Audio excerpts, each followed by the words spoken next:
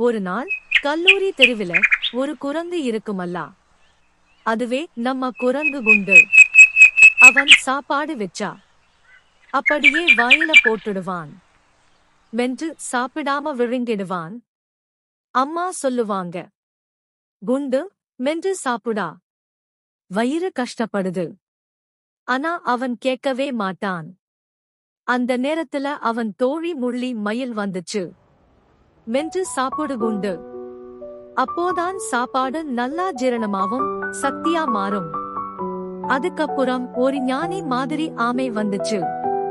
அவன் மெதுவா நடந்து வந்து சொன்னான், வயிறுல பல்லே இல்லப்பா, நம்ம வாயில இருக்குற பல்லாலதான் நம்ம சாப்பாடே தயார் பண்ணணும். 20 தடவை மென்று சாப்பிடணும்.